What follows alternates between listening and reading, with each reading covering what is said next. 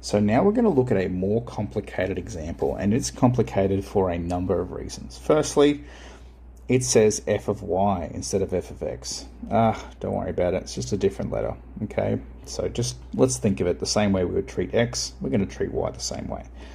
What's the main complexity is your probability is actually made up of two different equations. So what this might look like, if we just drew a quick little sketch of it, I don't know how accurate this is going to be, is it might go up like this between 0 and 1, and then it might go down like this between 1 to 2. Okay, roughly speaking. I'm not sure exactly, but I think it's going to make some sort of triangle-based shape. So, how do I determine the cumulative distribution function? Well, the same way. Okay, so a CDF is just the integral of the PDF. Now in this case, your PDF is actually made of multiple parts. So that means your integral is going to have to be done in multiple parts. So I would need to represent this as a piecewise function, and I'm going to end up with a y squared over 2 between 0 and 1. As I get to the next bit, the 2 becomes 2y. The next bit becomes negative y over 2. I might just move this text across a little bit. And that's going to be when y is greater than 1, not equal to, just greater than 1, and equal to 2. Other than that, this is going to be 0 everywhere else. So all I did to get my CDF is I just integrated it in pieces. So that's part A done. Part B, determine the probability if y is less than or equal to 0.8. Well, this is where we really need to start thinking about our bounds. Thankfully for us, 0.8 exists only in that top part, which means if I look at my CDF, it's only in my top part. So I'm still going to use my CDF, except this time I'm going to look between my lower bound, which is 0, and my upper bound in this case would be 0.8.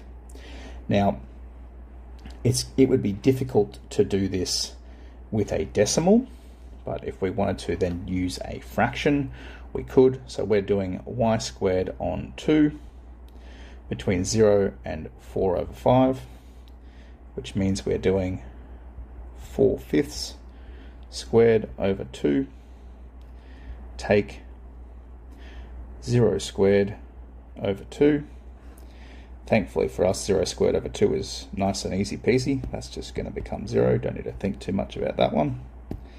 And this bottom one is going to be 16 over 25 over 2. Well, 16 over 25 over 2 is 16 over 25 times 2, which is 16/50. So we can choose to simplify that down if we want, or we could just turn that into a percentage, whichever way we want to go. We might do both. It should be 32% if we felt like doing it that way, or we could say that's 8 over 25. Now part B is going to be where it looks a little bit more gross. Part B2, bananas and pajamas. I'll go yellow just for that, shout out. Okay, so this is where our bounds are more confusing. We're now looking between 0.6 and 1.2. So if I look at my bounds, I need to be looking in this bound from 0.6 up to 1, and then I need to be looking in this bound between 1 up to 1.2. So that means I have to do my CDF between 0.6 and 1, plus I've also got to do my CDF again, but from 1 up to 1.2. The complexity is the different CDFs. So one is y squared on 2 between 0.6 and 1, plus then we've got 2y, take y squared on 2, between 1 and 1.2. Now again, it wouldn't be very easy for me to do these with decimals. If I did want to do these by hand, then I would need to use fractions. So that's what we're going to end up doing for this one. So we would have 1 squared on 2, take 3/5 squared on 2, plus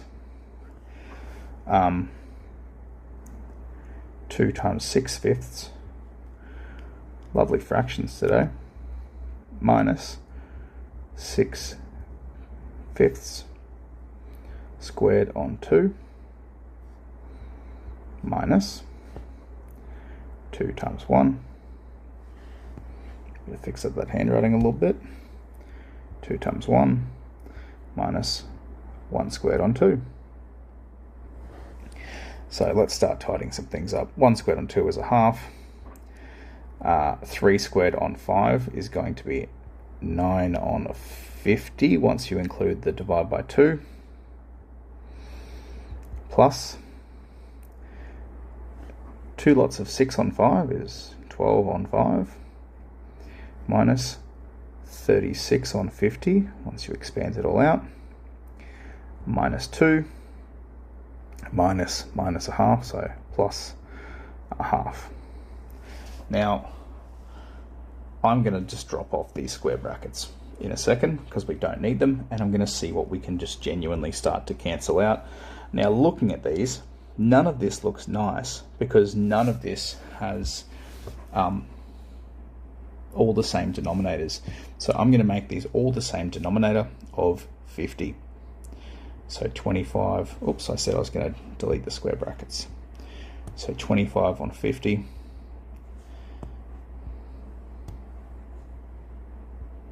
minus 9 on 50 plus, got to times it by 10, 120 on 50 minus 36 on 50 minus 100 on 50 plus 25 on 50. So these are all now common denominators of 50. So what we can do is simply go through and work out what they're equal to.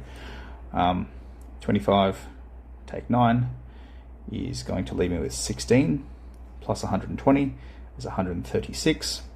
Take 36 is 100. Take 100 is, well, 0 plus 25 on 50, which is lovely. So actually all of this just simplifies down to 25 out of 50, which is just a half, or 50%. So, will you always have questions that simplify down that nice and neat? No, there's no way that's going to always simplify down that nice and neat.